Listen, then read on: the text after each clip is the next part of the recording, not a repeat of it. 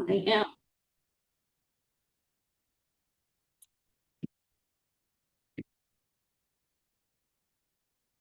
Okay, good morning, everyone. We'll go ahead and call the meeting to order for Columbia 911 Communications District's regular board meeting for March 26th at 9:02. And we'll go ahead and start with the flag salute.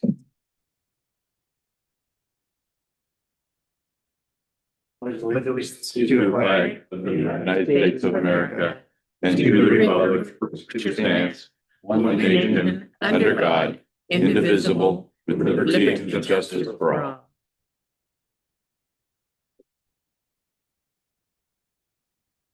Okay, roll call. Jeff Platham, the board president from the Rainier area. And go ahead, we got Brian Tierney, Glask and I. Mark Pacheco, St. Helens. Heather Noyer, Deputy Zone Fire. and Shelley. There's no Shelley. I don't see her online. She's out of state. Yeah, okay. Jeremy staff. I'm Jeremy Hypes, Executive Director. Nikki Nichols, CFO. Mary Jo Beck, office support. Mark Slimane, Technology and Facility Specialist. Nathan Hughes, Tech Manager. And online, we have Danelle Hooper, Operations Manager, Chandra Egan, CAD Specialist. Okay, and we'll roll into public comment. Is there any? So my name is Lieutenant Doug Treat, and Chief Brody with the Villainy Fire Department. We're part of the user group, and we were asked by our group to come and ask for the board's help. And what we're looking for is we're looking for the board to authorize a conversation between Ty Miller and Jeremy, the director, so that they can get on the same page and we can stop having board members going out there and publicly talking down the levy. This is a very, very important issue. I know the city of St. Helens, if the levy doesn't pass, we are budgeting $550,000 for user fees. So we need the board members to help the other board members all get on the same page. And that's what we're looking for. I just want to echo what Lieutenant Treat said. We all know that direct conversation is the best thing. Circumventing regular paths, channels leads to confusion, leads to mistrust and things like that. So the best thing that, that we've talked about was, we've been successful at our own meetings, was to be able to just get together, talk face to face and try to get some resolutions. So we just asking the board to take that into consideration when allowing Executive Director Hypes to engage in conversations. Thank you. Thank you. The other comment? Anybody online? Other comment? Nobody's unmuting and nobody's raising their hand. Okay. Thank you guys for your comment as well. That's greatly appreciated. Okay, additions to the agenda. Yeah, Mary Jo just submitted an updated agenda. Is everybody up to it? Yeah, it was just a date change on the bottom. Okay. I made a mistake. And it's been updated online as well. Okay. Hearing no additions, we'll go into approval of meeting minutes. For a motion to approve the February 26th regular meeting minutes as presented. I'll make the motion. Okay, Brian's got the motion. Second. Okay, Mark's got the second, moved and seconded. Any discussion? 1 minute. Hearing none, we'll go ahead and call for the vote. All in favor, say aye. Aye. Opposed? Okay, motion passes.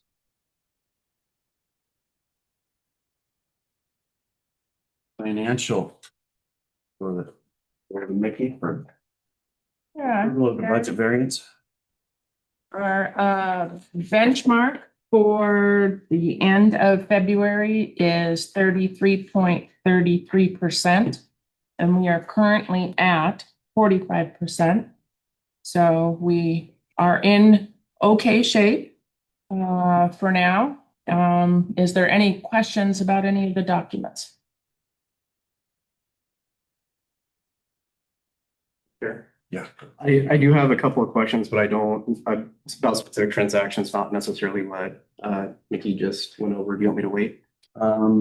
No, if you have questions, let's go ahead and. Okay, give me just a second here. Sorry, I'm scrolling. So I'm gonna air my concern again about the line item for the visa. And that is that the total bill for the visa or the statement is being posted and we don't have any idea what the transactions are. And if I remember correctly, years ago, I think the transactions were listed out when Nancy was doing, and that may be because a different software was being used. I don't know. And then I see a line item on here to the C800 user group for, we're trying to find it, but I believe it was for like $7,800. May I ask what that was for? It says radio equipment in the comments. Right, it was for 7580. It says equipment radio, Clackamas 800 radio group, Nathan? I believe that was the microwave equipment, wasn't That is purchasing microwave equipment off the shelf that's still boxed and new that you can reuse for our purposes. That they were trying to offload and they were going to dispose of the equipment. So what does that do for the warranty on that equipment? I would have to research that to know for sure.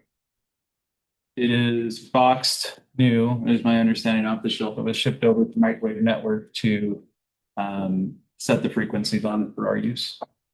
MNI. Okay, yeah, I would. I can find some more information for you and present it if you'd like regarding the warranty.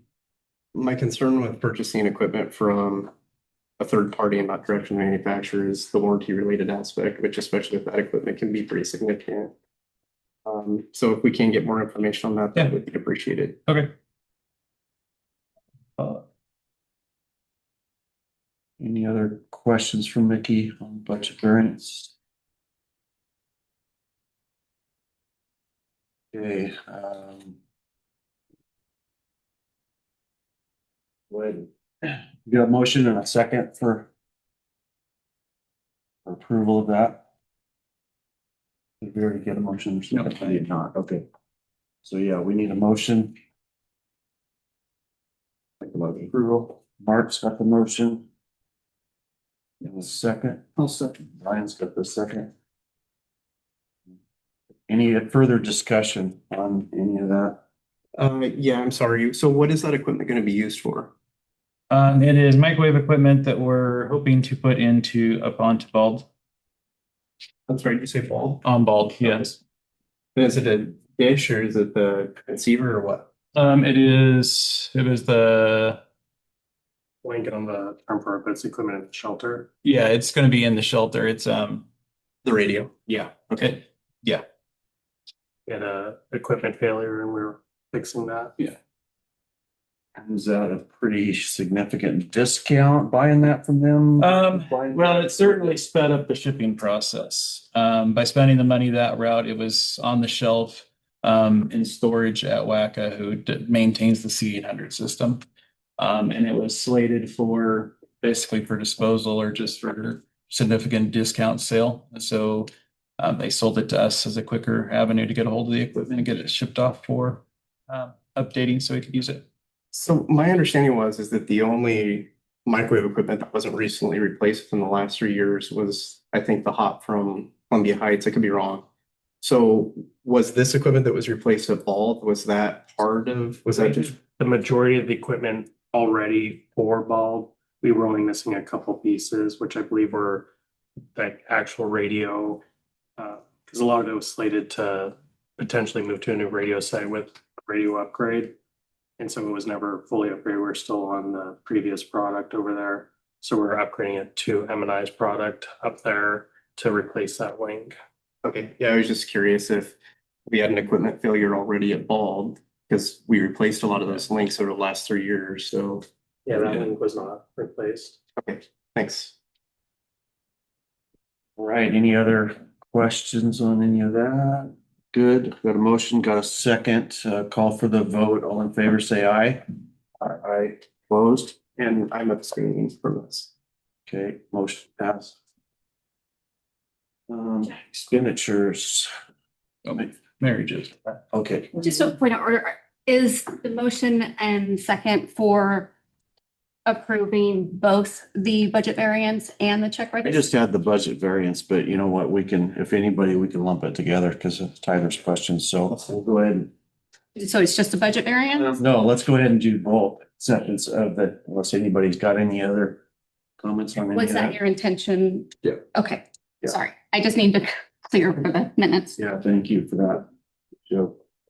So, appointment of budget member, zone 4. There's Joe.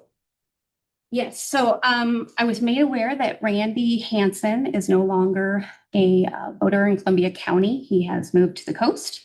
So Shelley found a replacement. Dean Smith, some of you may have heard of him. He was the fire chief at some point in Vernonia. But he is in the city of Vernonia where he lives and would like to serve on the budget committee in that zone. So we just need to appoint him so he can be a part of the budget process that's coming up.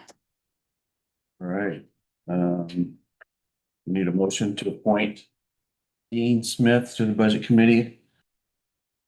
Anybody? I personally don't know Dean, but if he was a fire chief over there, I think he's definitely well qualified. Has he applied or is this hearsay? I mean, I guess, Oh, no, Shelley spoke with him, okay. sat down and spoke with him. I would just think I'd be hesitant to appoint somebody that hasn't personally asked kind of through somebody else. Right. So that would be my answer.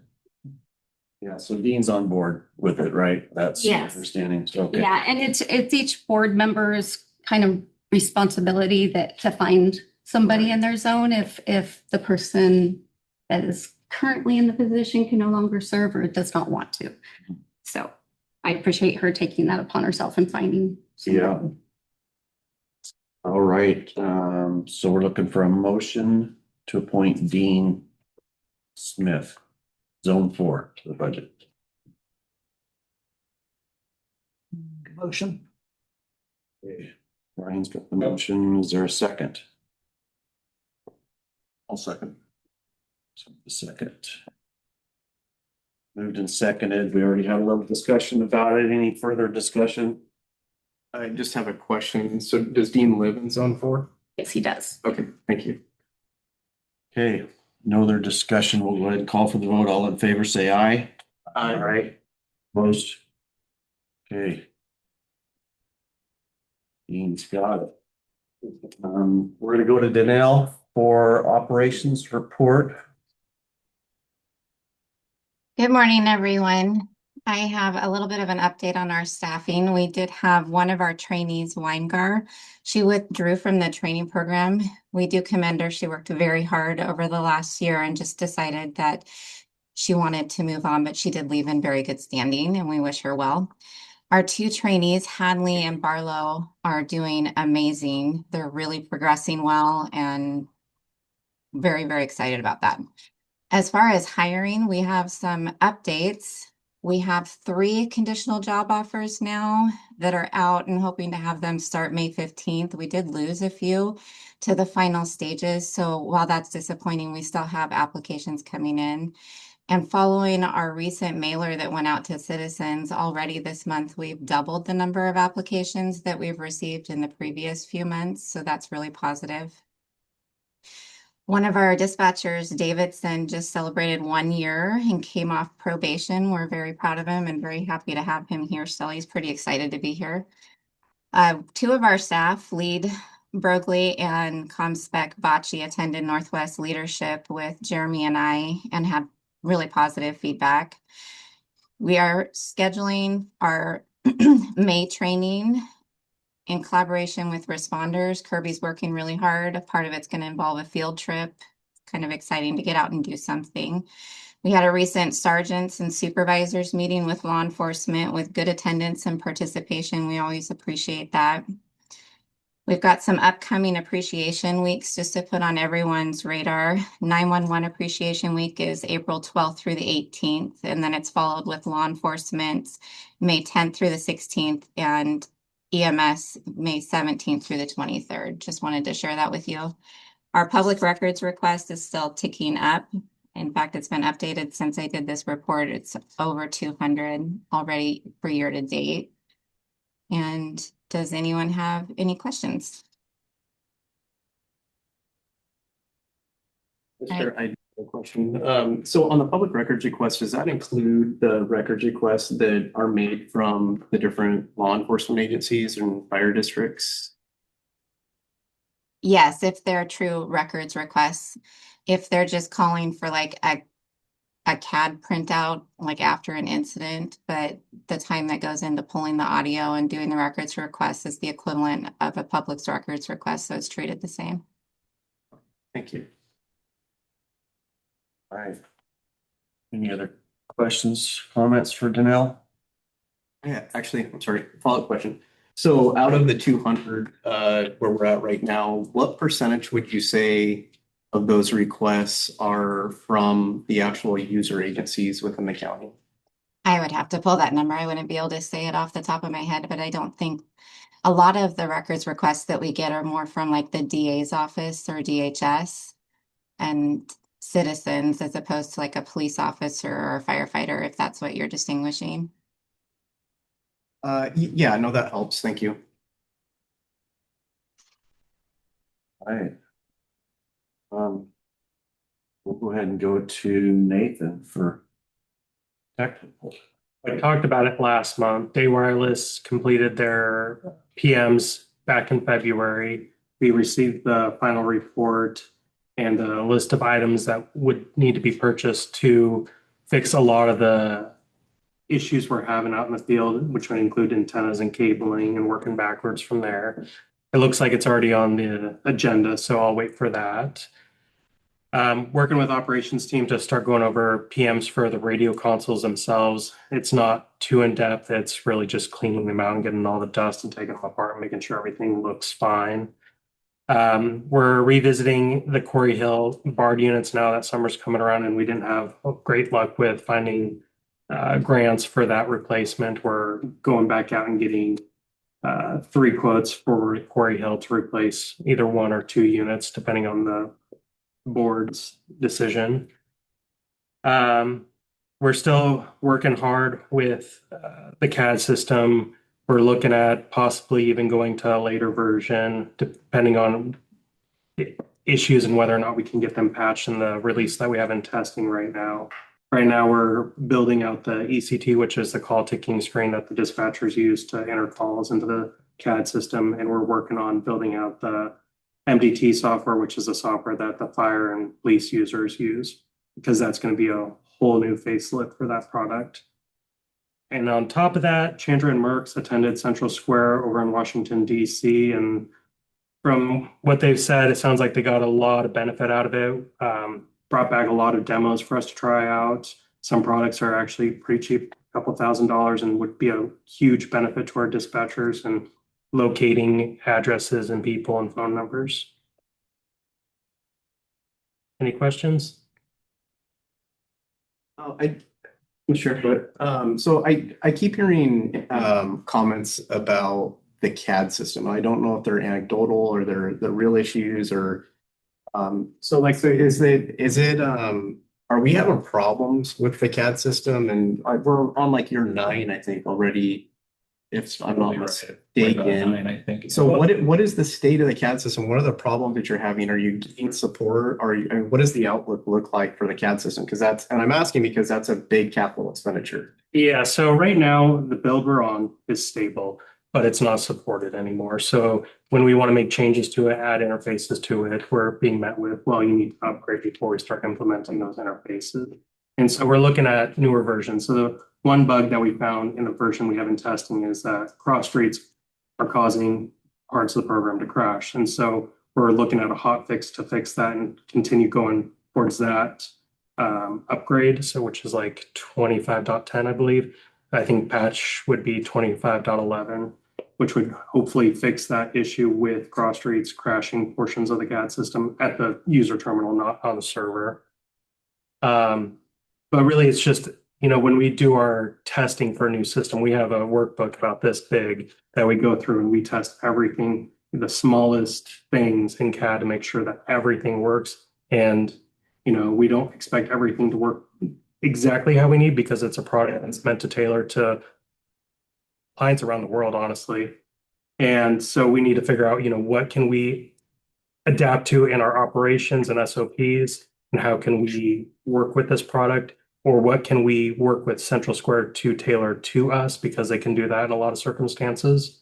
And so just kind of finding something that perfectly meets our needs that we're not going to have to really throw a wrench into the dispatcher's workflow. Okay. So there was just from an additional background, there was a period of time kind of in the middle, before I rejoined this agency, but before I rejoined PDCC and the Magics Committee, and there was a period of time where Central Square went through some significant restructuring of their organization and lost a bunch of their engineers. And so we had a period of time that, yes, support was not very responsive. They have restructured. We actually met with them, 2 weeks ago now, 3 weeks ago. And they essentially sent a team of decision makers from Central Square to throw themselves on the sword and apologize and say that things will be better. We're waiting to see if that will be the case.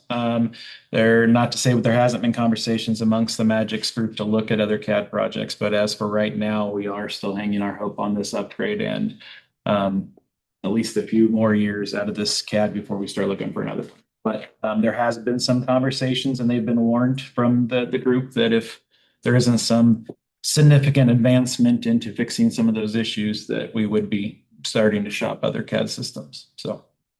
Yeah, and I know that you know this, but for the rest of the group, that's a 2 or 3 year process. Yeah, it's going to take some time. Yeah. Okay. Thank Yep. you. All right, anything else for Nathan? To follow up on that question,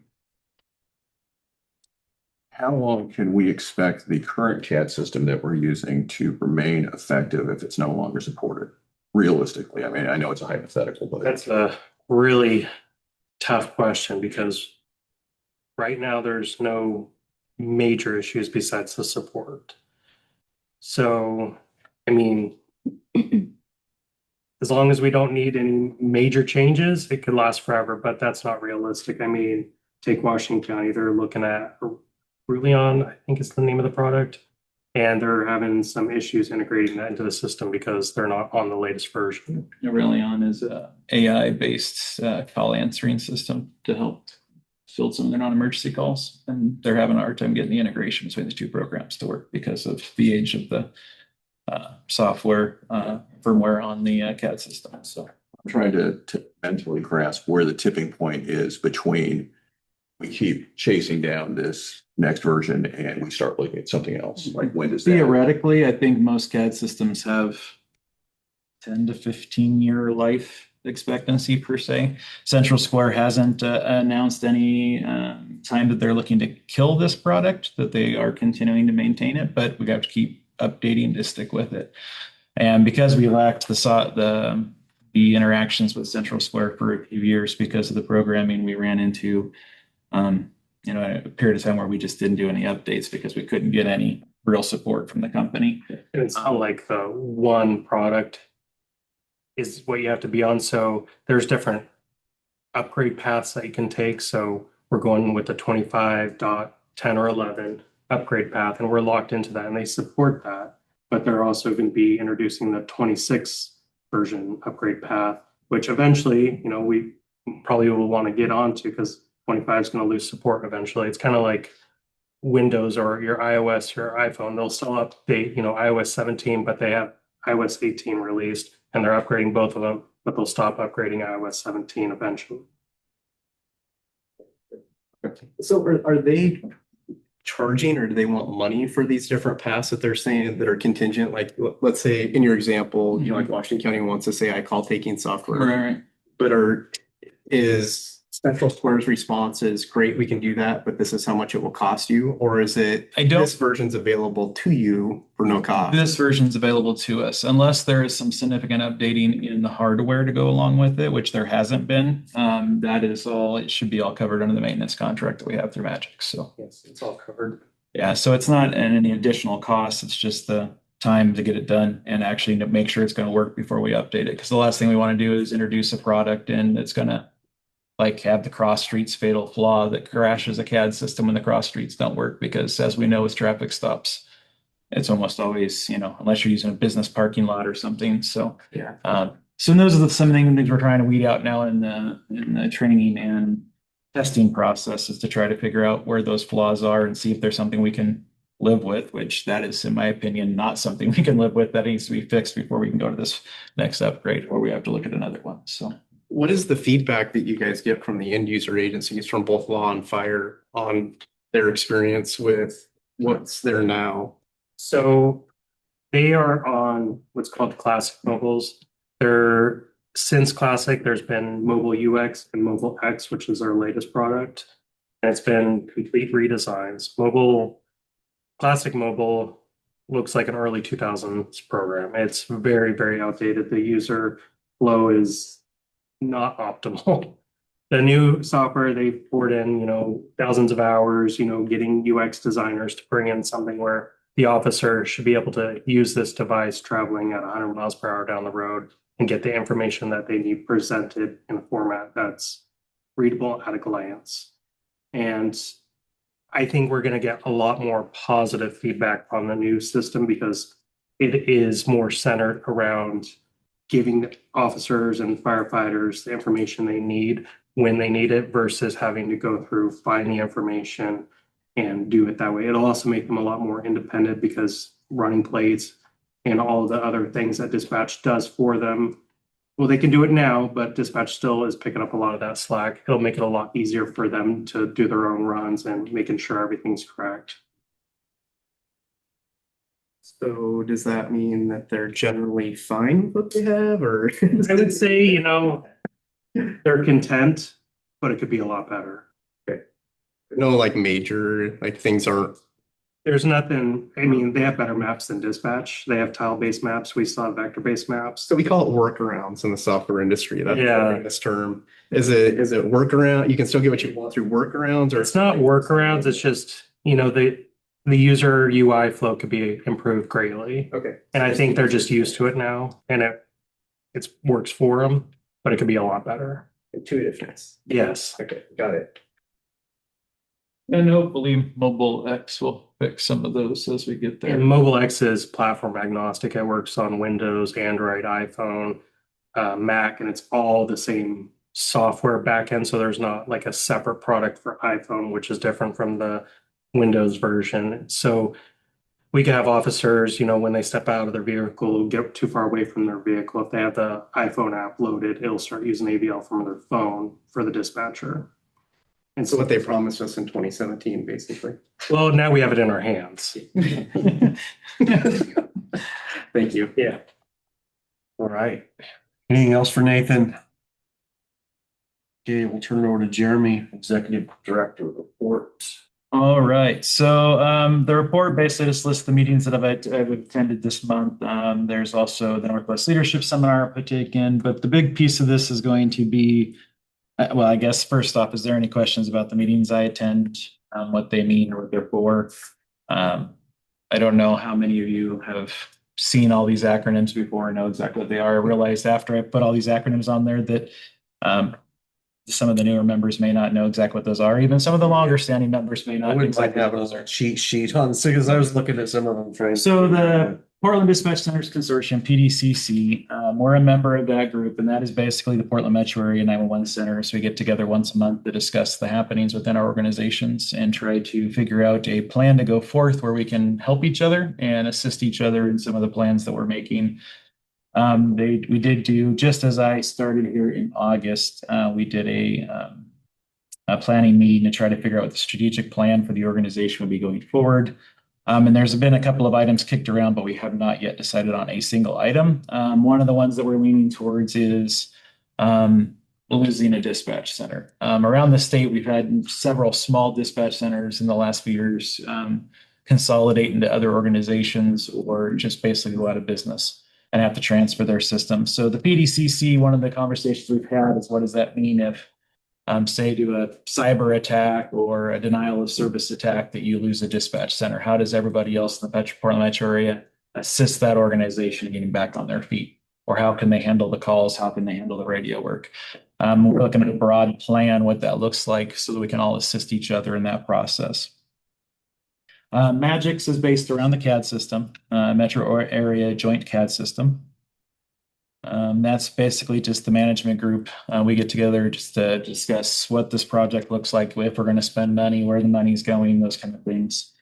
OEM 911 program meeting. So Oregon Emergency Management 911 program every month holds a meeting where everybody gets together. They give us an updates on the 911 tax, where the money's being spent, how it's being allocated, and offer any updates as far as next generation 911's projects moving forward, which just as we talked about anecdotal stuff, 20 years ago when I started in this, 25 years when I started in this industry, they were talking about next generation 911's going to be next year. And here we are 25 years later, and Oregon is just now starting to get that data background set up so it can actually happen. So it's just kind of, how it works. Special Advisory Committee, you guys know what that is. Homeland Security Emergency Management Committee, HSEMC, essentially is a group of organizations from within the county. Their directors or appointees from the group get together and discuss Homeland Security grants with the county and funding and where that money is spent. Lower Columbia River Joint Operations Group. That is actually one I did not get to attend this month, but it's basically based around water rescue and boat fires, those kind of things.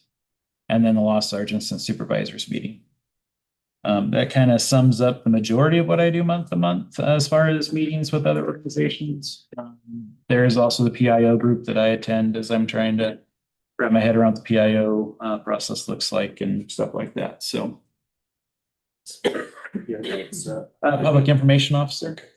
So Mark, as the county PIO, tends to host the meeting, and it's the head of PIOs from around the county that get together and just kind of share ideas and talk about things that are going on. Any other questions? So if you're okay, since this next piece is going to be kind of around the radio system or radio project, are you all right with me jumping into the next one? So inside your guys' packets, there are several things from Bay Wireless. Number one, these individually with the coloring, these are going to be your project preventive maintenance inspection sheets from each of the sites. Anything that you see is red there is a flaw, and basically your DBMs should be at if I remember correctly, -80 is where your decibels should be reading at, and some of those are reading into the -114s, -120s, which means they're way out of spec. When you look at those line items, there's the RX level at station, which is that top of the receive test section. That is what when you plug the meter directly into the back of the radio, what that is being received there. So if you're looking at, let's say, Columbia Heights, that first one, you see it's a -114 dBm at the back of the station for F2 MedNet. That essentially means that channel is basically unusable at that plugged into the back of the radio. And then you look at the RX level at multi-coupler. That's between the radio and the antenna. There is a multi-coupler. Basically, it takes the different lines from the radios and connects them into one, so it can operate it to one radio. And then there's the IRX level ISO-T with the load at multi-coupler. And then there's the antenna at multi-coupler. So essentially, as you're working your way down, you're working more parts into that system to see if you can kind of figure out where that flaw is in your testing or where the issue is. If you look at almost all of these PMs, you're going to see the red and yellow coloring are almost, significantly going to be a lot of wire issues when you see, some of them starting at the multi-coupler through the antenna. Most likely it's not the radio that's the issue. It's actually going to be somewhere in the wire or the multi-coupler. Did I explain that all right? Pretty good. All right. Pretty good. And we do have Day Wireless here also. Here, and if there's specific questions, I'm here to try and assist Jeremy. They're here to also fill in if we have specific questions, which I'm sure there probably will be some specifics. So that being said, after looking at these PMs, they did also include at the bottom notes, so different special notes they thought were going to be important for further follow-up. They've listed all the equipment. On the second page of the sheets, there's all the equipment that's all the sites. Actually, sorry, I don't think that one got in there just because there was serial numbers and specific model numbers. We were concerned about specific security concerns, but I do have those that you're able to see if you'd like to see them in person.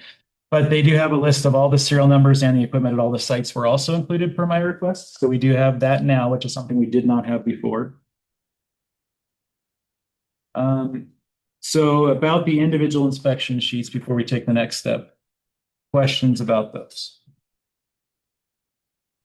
You're looking at me. Well, I know you've emailed me some questions and I'm trying to get you answers, but I figured I figured there was going to be questions. Yes, I did email you questions, and the purpose of that was to try to get some of these things that nobody else in this room probably. And it was also why Day Wireless is here to help answer some of those for you directly. Okay, so in this column are the category that says RX level at station. Some of these are shaded in red and yellow. So when you have an RX problem at a station level, what do you associate the problem with that to be generally? What do you guys see with that? Well, so what we're doing is we're adjusting the squelch level at the station, right? To be able to receive. And at some point, we can't adjust it anymore. You got to understand these stations that are in service were manufactured, the end of life was well over 10 years ago. And so at some point they degrade to the point where they can't be adjusted to fix the problem anymore. So you're compensating for, I want to make sure I understand this correctly. So you're compensating for the receiver's age, basically, in lack of a better term, by adjusting the squelch down to like what, 1 or 2 from what was the default at, like 3? I don't know what the default is. Okay. What I can tell you is that when they did the PMs, they were adjusting the squelch so it would open as consistently as possible when the radios were keyed up. Okay. So I do have some questions and concerns about being able to move forward in a meaningful way with the information that is presented here. Specifically, what I'm talking about is on just about every single one of these sheets for every single one of these sites, and top, just for the record, it's with Baldhill, Claflin, Columbia Heights, and so on. There's a notation here on just about every single one of these that says needs further troubleshooting. My issue with that is that we also have a list of recommendations and a quote. I think one is about 162,000. The other is about 86,000 rounding up. I'm just really concerned about authorizing spending money on any of this when we don't have the complete picture of everything that's wrong here, because it's like taking your car in and not having, going in with a problem and then saying, well, you have all these other issues. But if we authorize money for these issues that may not be the primary issues, I mean, obviously they're important. But I would say these are primary issues that are quoted. I mean, the system as it stands today has got these deficiencies that we've noted. There's a punch list of additional things that need to be done. The receive multi-couplers the stations the ones that are in place today, the stations cannot be adjusted to come within spec because they're deteriorated so much. Yeah, so like this first one on Baldhill, it says law 1 repeater TX power out fluctuates. We'll need further troubleshooting. Claston and I will need follow-up on more troubleshooting. Sure. Columbia Heights will need further troubleshooting, most likely connectors. And then there's also a lot of notations in here too that the sites have to be taken offline again. So my other question is, why weren't we able to do this troubleshooting when the sites were down before? Because obviously that poses a risk for our first responders and the public when we take those sites down. Sure. So our recommendation is that the receive multi-couplers at the sites be replaced so that we can adjust the station so they operate correctly. That's one of the main things that needs to happen in order to get the system back online. And most of that is involved in the first quote, the one that's 162,000. Now, the other quote that's in question that has to do with the antenna systems, if you notice, there's a bunch of antenna systems where it says fail. So in order to properly diagnose those, you have to take the site completely down. You have to have a tower crew go up, and you have to do an analysis at each level, at each connector to find the problem. So we can do distance to fault.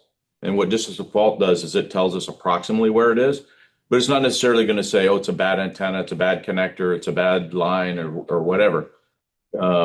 So our recommendation to have the least amount of impact on the users would be for us to do that site by site, bring in 100% of the necessary equipment to bring it back to baseline.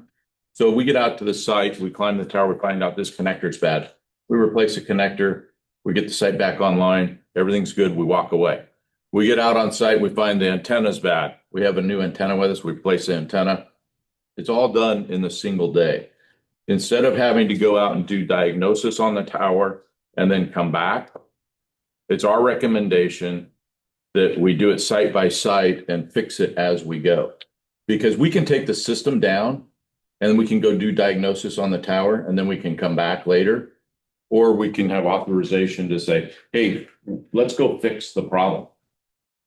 The thing is with this system and the age of the system is that there's so many things that it could be that it's best to go prepared so we have the least amount of impact on your users. Well, and that's my concern is without that full picture and we authorize money to do this and then, to replace these piecemeal things throughout each of these sites, what happens if we do that and then, your RX levels at the station are still going to be the same, correct? So No, they're not going to be the same. So, but didn't we just say though that the test equipment is plugged into the back of the actual Yeah, station? but we're trying to adjust the station for what we've got out there.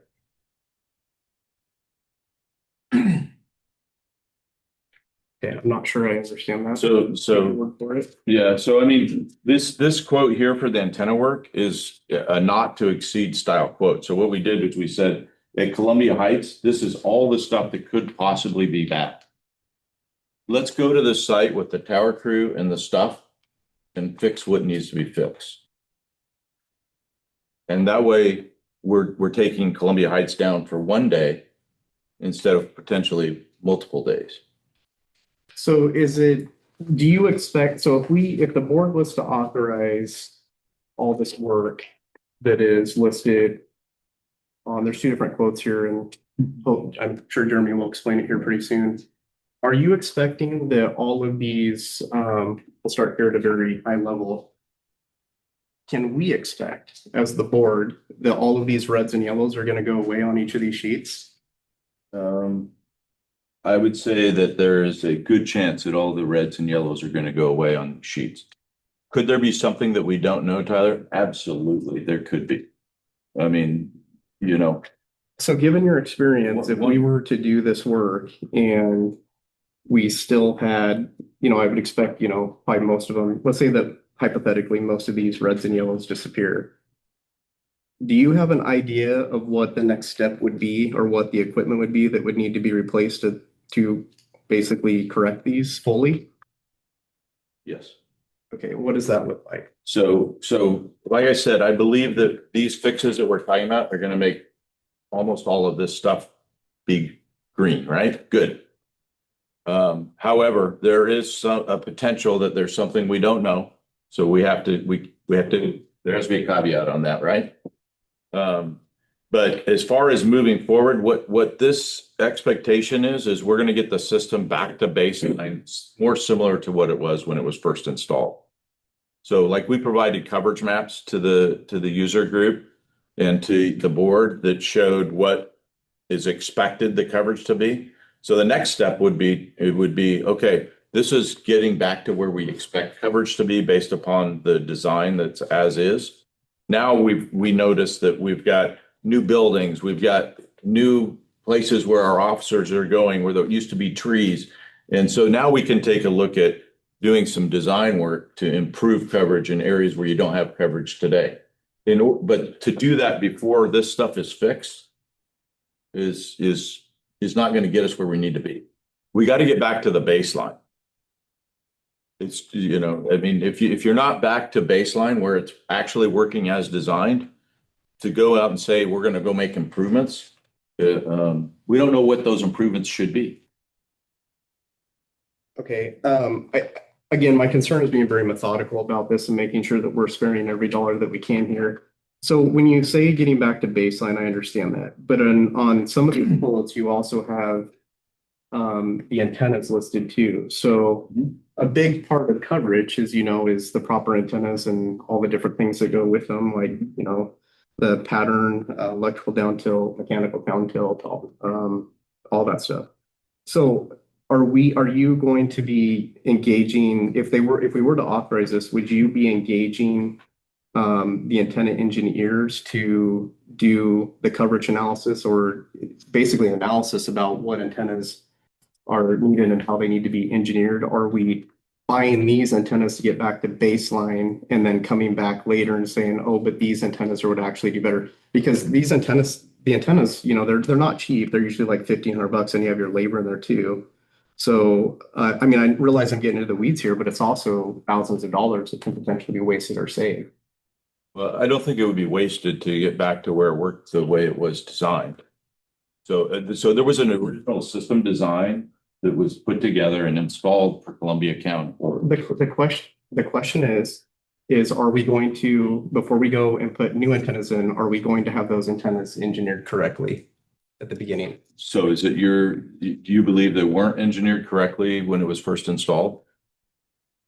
Yes. And that's based on experience, that when Matt went and changed antennas around to corner reflectors and other things at different sites, we significantly lost coverage. Sure. So yes. Some of the reasons that happens is to deal with overlap, because it's in a simulcast. And when you have overlap, then you get mush. Yep. So, and voter handoff too. Yeah. I'm aware of that. But again, my question is can we have these antennas that you're proposing? Can we have the antenna engineers look and design these correctly from the beginning, so we don't have to go buy new antennas again 1 or 2 years from now? So the short answer is yes, you can re-engineer the entire system, tear it down and reinstall it. That's not my question. My question was specifically about antennas. And my answer is that we should get back to the baseline of where it was at before we start taking and trying to make improvements. That's my recommendation, is to get it to baseline, get it to where, you know, I get asked, well, how come it doesn't work over here? Well, on the coverage map, it says it should work over there. But then I look and I see that the receive antenna for that site that's closest to that doesn't work. Well, if we make that site work the way it's supposed to, then maybe you don't have that coverage problem and you're not spending thousands of dollars to re-engineer and replace everything. What I'm talking about here when I look at these antennas is if that antenna we get up there is actually bad, we're going to change it out. But if the antenna is good, we're not going to change it out. We're not going to charge you for it. So my other question is related to the Meisner site, and that site was just put in, but within the last 2 years. So my question is on this, did we not test all this equipment? I mean, all this should be new stuff at the Meisner site. I mean, literally within the last 2 years, that's all new. So why are all these things in red at the Meisner site when we just put that site in? That's a good question. I wasn't involved in the Meisner project. I'm not sure. Nathan, do you remember, did everything at that site get replaced when they did the Meisner project or updated, or did they? My understanding was it was just moved from one shelter to the other shelter. Okay, so it was older equipment that was just relocated from one to the other without updating. Moving about 15 feet. Okay, yeah, and I just, so you know, Jeremy, I've been told repeatedly that this was turned into a simulcast site when it was moved, and this clearly the sheet clearly shows that that's not the case. It's receive-only sites. Well, we were, Okay. yeah, no, I agree. That was the information we had and that was our understanding. But then, yes, it does. I thought it was turning with simulcast site and is an RX only site. I really don't understand how we have so much misinformation over the years with such a critical system. That I wish I could answer for you. Unfortunately, it was before my time. I mean, we've had, as you know, and we've discussed before, there is boxes and boxes and boxes of paper and studies that have been done over the last 20 some odd years sitting in my office. Yeah, I realize it's not. You weren't here. I know, I'm just saying, I wish I could answer that question better for you. I wish I knew. But that's kind of what we're trying to battle here, is trying to start a new process and make sure it's done right. It should have been being done differently over the years. I'll agree with you with that. But we need to start fresh and move forward with it and make sure we're doing the right by it as we move forward. Well, So, sorry, go ahead. I would. no, I'm sorry. I thought you were done. I didn't mean to cut you off. I was just going to say, so these quotes, and when I had these quotes done, I wanted to know what it was going to look like with not just the wires and the couplings, but what the cost was going to look like with antennas. So I asked for the second quote separate, just so we had an idea of what this overall cost is looking at. So, so this first piece, just so everybody sees it, is the multi-couplers and wirings. Based on their recommendations, this was built by those recommendations to replace that equipment between antenna and radio. This also, because it is covered under our maintenance contract, there is no labor or very little labor, I should say. When you say this is covered by our labor contract, do you mean the labor to? The labor for the updating of the equipment. Okay. So much of the labor is covered, is what Jeremy's saying. Basically, that contractor covers a lot of the labor costs. So we're saving some of that there by having that contract in place. So we're buying the equipment. There is some labor still associated with it, but not nearly as much as what we'd be looking at. So, because it's actually being done as part of the maintenance contract. So the 162,419, there is a savings there with some of the labor work. There is still some because they're, tweaking and troubleshooting both the antenna systems and all that while they're on site for some of those. And that's under the larger contract with the quote 2130-3. Okay. And the point I was trying to make is, with my comment about the documentation, the misinformation, is it highlights this critical issue that the board really needs to be asking more questions on this stuff, because this has been going on for years. I realize that it's uncomfortable to ask these questions and sometimes challenge the responses, but it's absolutely necessary for public safety for us to be engaged and making sure that we understand every single one of these things. And when we don't, we need to ask and we need to get the answers that we're comfortable with, especially when it involves spending money and depleting reserves and just all the different ramifications from it. Oh, you got to ask the tough questions, and I appreciate your expertise in it as well, because a lot of us we're not familiar with, this enough to know the tough questions to ask. So, It also highlights the collaboration that could be really positive here if it was allowed. Yeah. So, and I think that goes to Lieutenant Treat and Chief Brody's comment from the advisory committee too, that there is a significant opportunity here too. The more eyes on this thing with the more expertise, potentially the better results you're going to get.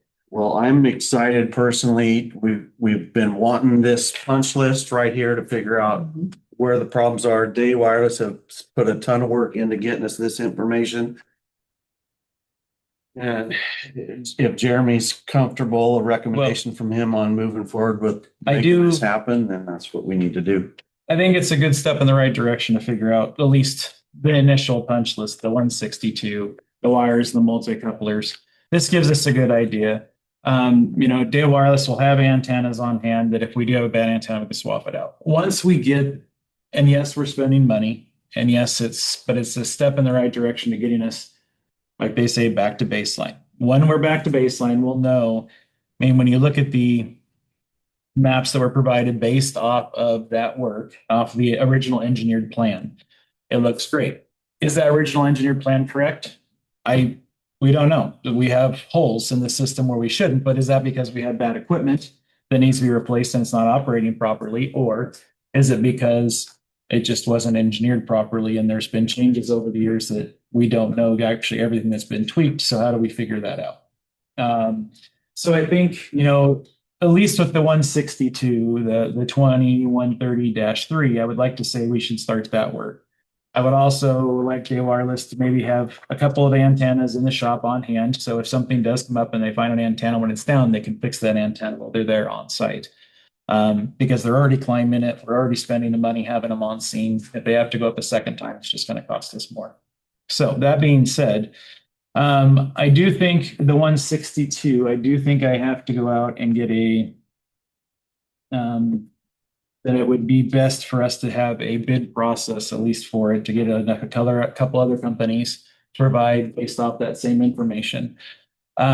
Just also know that if we do have another company come out, that Day Wireless is most likely going to have to be included as they're part of the process as well. So they're going to have somebody on site, whether we pick another contractor or what. But I do think it behooves us to get the best possible price we can out of the project. So I do have a couple more questions Yeah. when you're done. So historically, Scappoose has been the worst on coverage. So is there anything in here, Jeff, in your mind that, and a lot of it had to do, I mean, there was a noticeable difference when they went to the corner reflector antennas on Ball. And it looks like in your equipment list here in your quote, the only antenna that's being replaced is the transmit antenna. And actually that looks like, Are you talking about Scappoose PD? no, I'm talking about Bald Hill. Bald Hill. Yeah. So it says replace TX antenna with the transmit antenna. I'm assuming, is that for the LMR system or is that for, just to be clear, is that for the microwave system? This is all for the LMR system. And so what we've got is on Bald Hill, all three antennas, there's three antennas on the system there, Mhm. 2 transmit and 1 receive. There's a failure somewhere in all 3 of those. But the dehydrator here is for the microwave system, right? The dehydrator Okay. is for the microwave system, Yeah. yes. Okay, so I guess what I'm asking is, can we look at replacing?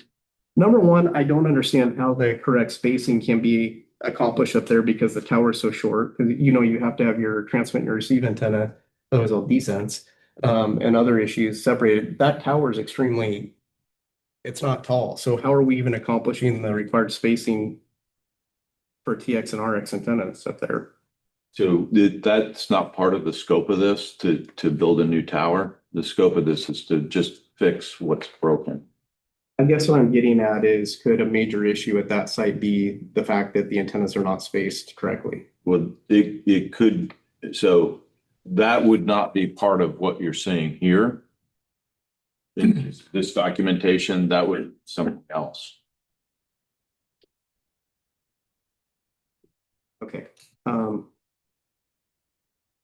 So this only includes the replacement of one transmit antenna is what am I reading this correctly? It's not the replacement of, Bald Hill. yes. So on Bald Hill, we would need to work on both transmit antennas and the receive antenna to get them so that they pass and don't have failed. Okay, so it may include replacement antennas? It may, yeah. I mean, we're not suggesting that we go replace stuff that is still good. We're suggesting that we go and be prepared to replace what is bad. Yeah, okay. I guess in my mind, if I was running a company and I had the opportunity for cost savings because I could do some engineering on antennas ahead of time and have it done while the site was already down and while technicians were already on site, I would want to look at that because that's the efficient way to do things. But I keep hearing, let's get back to baseline. So I honestly think there's a hybrid approach to this, to do this a little bit smarter. And I have a better term, but I defer to the rest of the board on what you guys are comfortable doing. And I would want to see bids from the other companies, just especially given the context of the money issues. Yeah.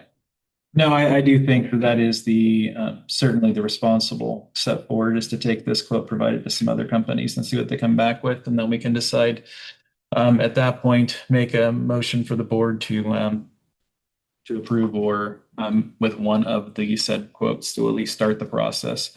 I'm not comfortable waiting any a ton longer. We know we need to fix this stuff and we need to get the project moving. And I think this is a good first step. And it's stuff that I don't think has ever been replaced since the system's been built. So regardless, we know the wires and the multi-couplers need to be replaced. That's not a surprise. The antennas, the radio equipment and all that is a much bigger expense with a much bigger conversation. But I do think having those bids, 3 bids for you guys to look at and make a choice on that quote for that work to get that stuff replaced so we can at least make the right step in the right direction to start. What's your timeline on thinking that you can make that happen? You can get it done and then next month we can. I would feel pretty good that we could have a response from a couple other companies before next meeting so that we should be able to move on to next meeting. Yeah, and I agree with everything you just said. Yeah. I just would have preferred to have a much more thorough analysis with these. We'll need further follow-up and troubleshooting notations, not a thing. So that we could have a more complete picture when we came to this meeting. But I don't disagree that the stuff that you have listed here does need to be replaced, especially I mean, they all have lifespans, right? We're well past that. So that's pretty much that's a given. It'll remain to be seen on how much this step will fix. Well, and how do we, but the other thing is too, is that what is the measurable here? Because my understanding is we paid $15,000 to Wireless for a coverage study, and I still haven't seen the final results of that. So I don't even know what that looks like. That thing to me is still incomplete. And I told you what my concerns were there. We didn't know what the controls were that were used on that coverage study, which is, a huge piece of information so that you understand what you're looking at. So I don't think the board's even seen that coverage study. That was my understanding months ago. We were told we were going to see that. So I still have that concern too. Can I ask what coverage study we're talking about? Because we provided coverage maps based upon engineering, but I don't have a contract for a coverage study that I'm aware of. The last I heard was that Day Wireless was saying, for example, this is one piece of what I heard, that Day Wireless had said that there was a significant noise floor issue in Scappoose and was trying to locate the source of that noise floor. And then I didn't hear anything else after that. We had been working on the noise floor issue. We actually purchased equipment and my staff got some training to go out and try to track down the noise issue. And we've run into, Day Wireless was able to do it and assist with us, but we were having to have somebody come out. Well, they got other projects going on in the PM starting up. The covered noise study or the noise coverage, we haven't been able to locate what it is specifically causing the noise coverage issue or the noise floor issue. I'm sorry, my wording. And as far as the hybrid or as far as the mapping, we did receive maps based on the engineered study and not the current state of the system. And as far as controls and what was used was basically the engineered numbers. We have the report from the engineer, some basics that are, the numbers they use, the FCC licensed setups, so basically the design of the system when it was originally built.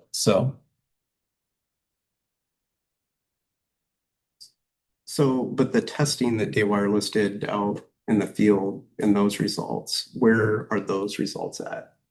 We never got a formalized report on what those results were for Scappoose. They went out and they tried to track it down. They couldn't locate it. They found a couple of different sources they thought could be doing it, and they were found not to be those sources. And then we jumped into the PM process and spent the time with the PMs. Are you talking about the hydro report? Yeah. I don't know if we have anything digital. We have some PDFs of the information that we could probably share. I think Jeremy, the last update I had from you was the noise floor issue that we just talked about. And then I think you had received the coverage maps for everything but the portable talkback. Portable talkback. And then I haven't heard anything since, which of course is the most important thing for the first responders. So And then I expressed concern that that mapping be done in a way of actual how the first responders use their radios, which they don't hold them right here, which makes a huge difference. They have them on their vest or their hip using an RSM. So I was really curious what controls were being used to get those coverage maps too, so that we could have a realistic understanding of what our first responders, see in the field or experience in the field. Sorry. My understanding is that report would be basically the as-built of what we're trying to get back to that baseline. So if we can replace the antennas, and a lot of what's in that. What did we spend $15,000 for? If we were going off the as built, then we already have that. I even have that. We know what that's in a document back from 2002. But not just as built as what it is now. So, antennas have been moved. And so going through and seeing what that coverage looks like with those moved antennas and the changed equipment. Correct me if I'm wrong, Jeffrey. So we provided the on the hydro mapping, all of the statistics on how that was done. So all of that is available. And again, I'm not sure what the $15,000 contract is that you're talking about, because I don't have a contract for $15,000. We were given requirements for mapping. We delivered that, and then we delivered the specifics on what all of the dB levels were set for the mapping that we provided. And I have not received any recommendations or asked for anything further. Okay, so can the board, as a board, agree that we would like complete information on that coverage study from our executive director as soon as possible, so that we know, we engaged in something. It sounds like we didn't finish it in some regard. It'd be nice to actually see what the conclusion of that is and make sure that we get what we expected. And then I'm really concerned about jumping to these different phases of different things without ensuring that we have the complete information and don't have any more questions based on what we thought we were getting.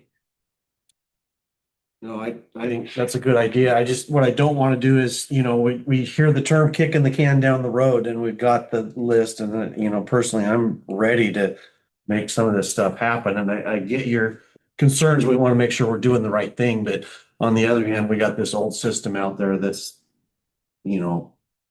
pieced together and needs to be addressed. So, yeah, I don't want to keep.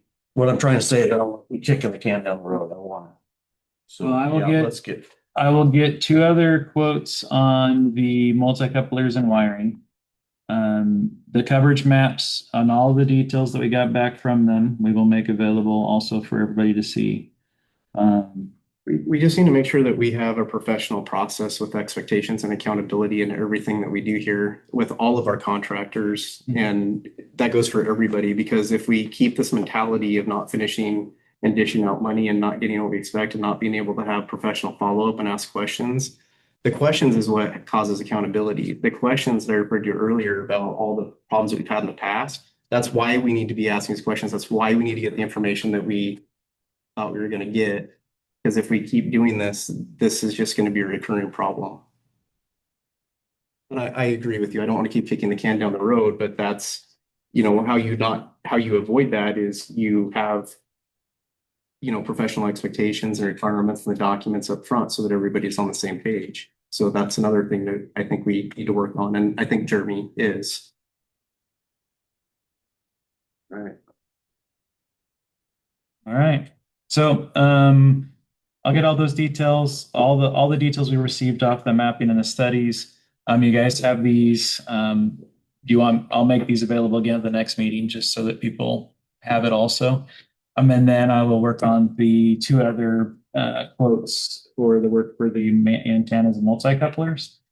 And for now, do we just want to move forward looking for additional on that, or do you want me to also look for additional on the antenna quotes while we're at it?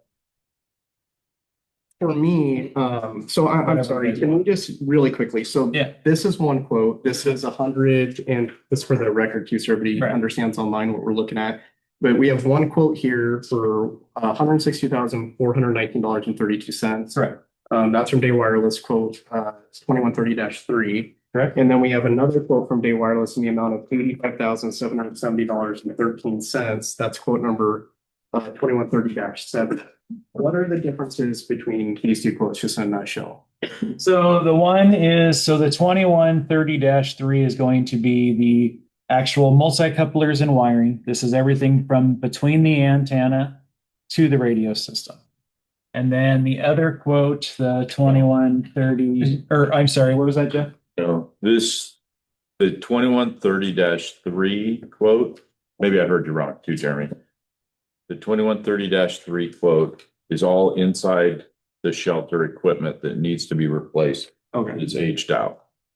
gotcha. Okay. You can no longer adjust the system because of the stuff that's inside the shelter to be within spec. The quote that's 2130-7, which is in the amount of 85,000. This is a not to exceed quote to fix the antenna systems that are on the tower from the tip of the antenna to where it goes into the receive multi-coupler inside the building. Thank you. Yes, I. It's a not to exceed. Thank you. That's, in my opinion, this one that's 85,000 doesn't include the things that are actually going to make the significant difference that we're looking for. I think that the quote for the equipment list with the 162,419 has the stuff on it that'd be necessary to make a meaningful difference. Okay. And then I see now that you have this, so description of work is basically your labor of the antenna system. So it didn't include the antenna. So that's my misunderstanding when I was asking about that earlier. Yeah, it's not to exceed. We just wanted to be able to be full disclosure. This is what it could be. We don't think it's going to be that. For clarification, the amounts that are listed on each of these quotes, those are both not to exceed prices. Correct. Okay. So my opinion is that the bid that we go out for probably needs to include all the equipment in the shelter, all the antenna equipment in the shelter too for the LMR system. And the record, that's the 2130-3 quote in the amount of 162,1932 if we were to ultimately select Day Wireless to do that work. All right, got it. Thank you for the discussion and feedback. I'm excited to see we have some of the information that we need to start making some progress. But yes, we have a lot of work ahead of us and a lot of more discussion about exactly what we're buying and what we're doing. So And are we on the same page with the coverage, getting that coverage study? yes, I got all that stuff done here and the coverage study. Yeah. Thank you.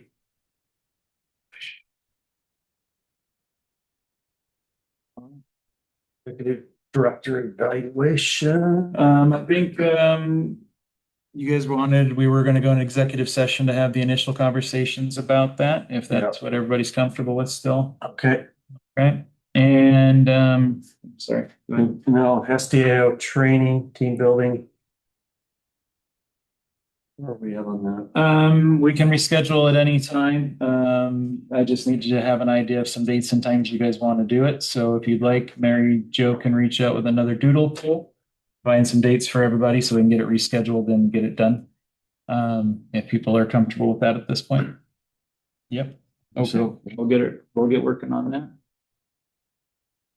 that. Chapter 4, I addressed, I listed Mr. Muller's concerns from the last meeting and the prior meeting and got them over to our general counsel, who is reviewing it now for the updates that he requested. And we have not, he hasn't had a chance to get the document back to us. So I recommend pushing that one off to the next meeting so that we can try to address Mr. Miller's concerns. Okay. Budget meeting, first one, April 24th, 1 p.m. Or April 23rd. Yeah, it got changed. Yeah.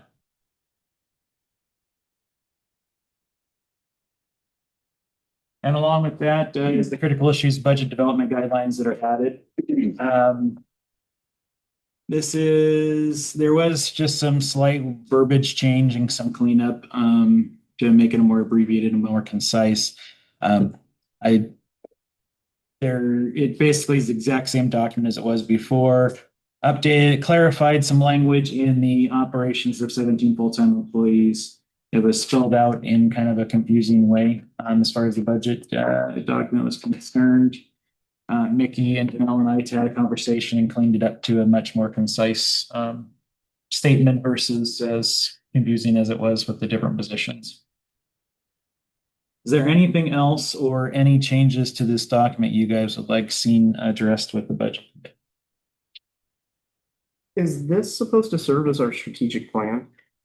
This is, my understanding is it really is just kind of guidelines for the budget committee to use when deciding where the budgets are going to be, the monies that will be spent. Is that correct, Mary Jo?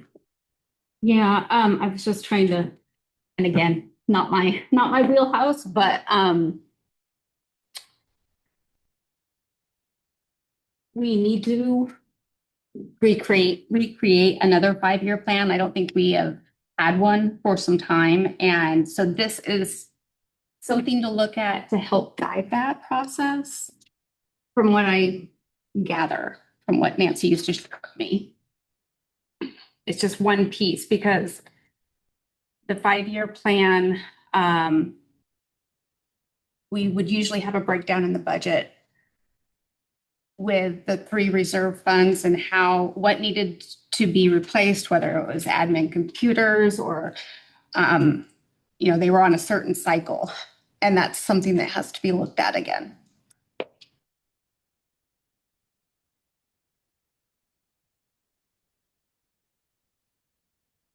Any other comments on any of that?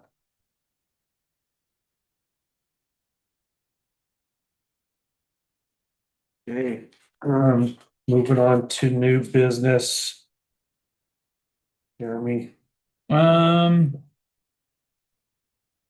as far as new business, really the radio report was the biggest part of the new business. And so we've actually covered that. The June board meeting date changed to schedule conflicts. So we can change the June 25th to either Friday, the June 26th, or Monday, the June 29th, or Tuesday, the 30th.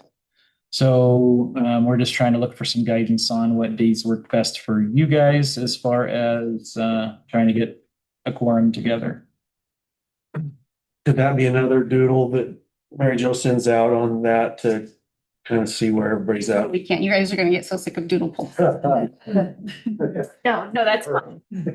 The only thing is we do have to have the meeting by June 30th because we have to have our budget adopted by then. Okay. So it can't go into June. It's got to be, or into July. Yeah. Sorry. It's got to be done. Well, we got 3 days there, so we should be able to make something work. We're getting into, Go ahead. sorry, we're getting into like summer vacation time too, where a lot of people are on vacation. So well, you're still not beautiful, but before that, I was going to say probably the earliest in June is probably going to be best for everybody furthest away from 4th of July. Agreed. Agreed. So maybe we start with these dates. If we run into issues, we can look at pushing it a little bit further forward. But at least we could start with these 3 dates to start with, and then we can go from there. Sounds good. Because I agree, I think we are going to run into 4th of July issues with the holiday and summer and everything else. So, all right. Any other business? I got anything? Board member comments? Start with Brian. Congratulations to the staff on that. Danelle mentioned on their achievements. It's appreciated and recognized. And yeah, keep up the good work.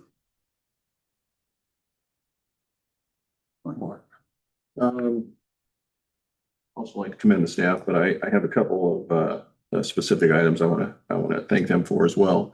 Beginning of the month, I had a personal medical emergency where my wife had to call dispatch and we had some EMTs come out to the house. And I just wanted to thank everyone for their professionalism and their helpfulness and timeliness because everything worked as it was supposed to.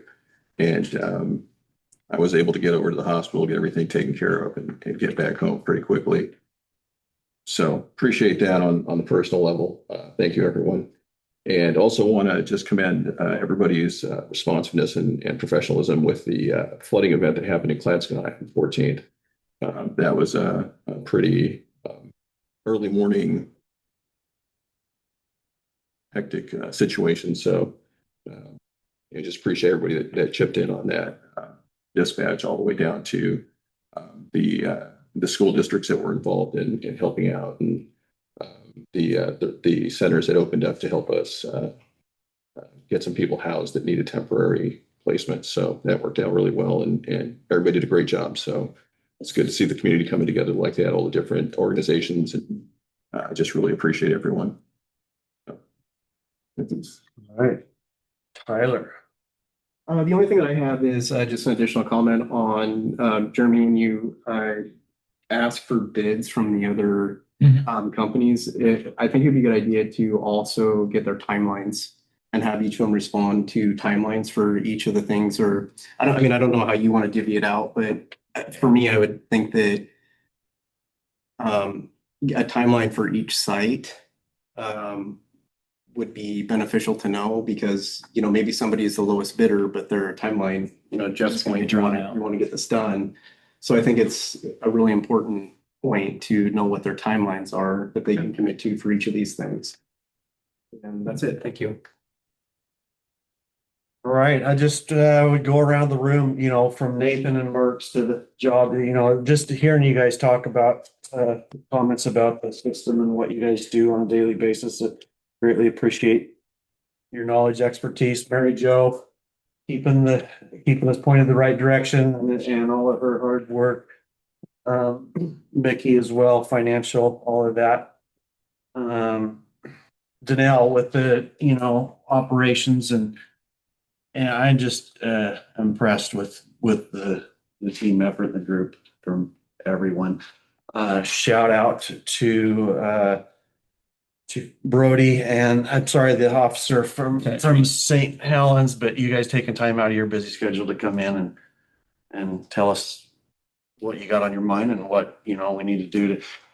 They wireless. We've been looking for this list, and I'm excited that we've got it and that we can move forward to making some upgrades and some, I wouldn't necessarily upgrades, but anyway, getting things working better. So we've been after that roadmap, and we've got it.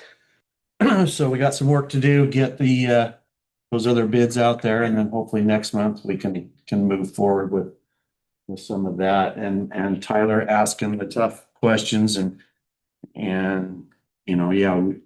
you're much more knowledgeable on that than the rest of us. So all of that. So everybody keep up the good work. And Mary Jo. Yes. Danielle looked for that information on public records requests that you asked. Danielle, did you want to share that? Yeah, absolutely. I was able to do some filtering on it. Since January 1st, out of 211 requests, 5 of them were from users. And while I have the moment, thank you to all of the board members for the positive comments for operations staff. They work really hard, and I know they really appreciate it. Just one more, Jeff, too, when Danielle's done. When you're done, Danelle. I'm done. Thank you. Just to echo Mark, his first comment, I was there that night, and I'll echo on that I commend dispatch and everybody that on the night it happened. We had multiple medical issue calls going on that night as well during that incident, and dispatch was very receptive to our OIC of the night that night, and our command that's getting everything handled in a timely manner. So thank you very much. Everything went smooth from our standpoint. I'm sorry. Yeah. I had an afterthought on this radio stuff too. Sorry, can you tell what my focus is here? So the other thing that I would add to Jeremy for consideration is these same testing data points. So we had them before, but I think as a data point and a deliverable that the board would be really would like to see is all these same tests reran after this equipment is replaced to see what exactly it fixed and what exactly we got for the investment. And we can do that. Just another thought of that though, is we can try to get it done on site before you guys leave that day. Yeah, so. You want to take it down again? So, yeah, as the work's being done, we'll be doing all the testing again as part of the process. So then just for absolute clarity here, so we will get another one of these same sheets with all these same values populated after. With hopefully no red. Right. I mean, that's the goal. And I would say that I hear what you're saying about the antennas, but and making a difference, and I know the meeting's over, but I just really want to say that if we make those things that say fail on the antenna systems, not say fail, it's gonna work better, you guys. It's gonna work better. I like better, but I like better than better. I So that's what agree. I agree 100%. I just would love for me to say to the Benoni Fire guy, hey, your system's gonna work better because it no longer has a fail. Yeah. Okay, and that's where I'm at with it. Okay, but I agree with you a lot of what you say, Tyler. I get it. I'm just a details person and I can drive people crazy with those, but it has worked very well for me. So That's why I show up, because I want to be here to help you. all right, thank you. Thank you. We're gonna go ahead and enter into executive session at this time. We're gonna go into ORS 192.660 subsection 2I performance evaluation of public officer employees. Action may be taken after executive session. Thank you guys. Okay, 11:36, we're open back up into regular session. We got any agenda items for our next board meeting, which is Thursday, April 23rd at 10 a.m. Mr. Chair. Just a reminder that I brought up the roles and responsibilities of the different board members. I still think that's something that we need to take a look at to, do we really need that? Well, obviously, I think we need to get the input from SDAO, but I really feel that just a chair and vice chair position would be more appropriate this time because the treasurer and secretary don't do anything. So, I mean, you need a chair to run the meeting and then you need a vice chair basically to serve as backup. But beyond that, I'm struggling to find why we would, unless it's required for some reason, I'm struggling to. I do not believe so from SDA from my readings that it is not required. It's just kind of one of those things that probably was created because that was the template they used. If we can streamline things and not, I'm all for streamlining and not doing something just because we can reach out to SDO to verify it, but I do not believe there's any requirement for those responsibilities outside the chair and vice chair. So that next meeting, it is at 10 a.m. versus 9 a.m. because we have got a budget meeting right afterwards at 1. Yeah, so the way we've done it in the past is we meet an hour later than normal at 10, and then we break so everybody can go get lunch, and then we meet back at 1 and have the first budget meeting. Okay. And I know Brian mentioned he's got a conflict with his work, so.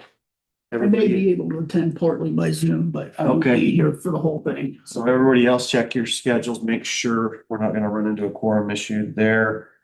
And any other business or comments? Anybody good? Okay, 11:39, go ahead and adjourn the meeting. Thank you, everybody.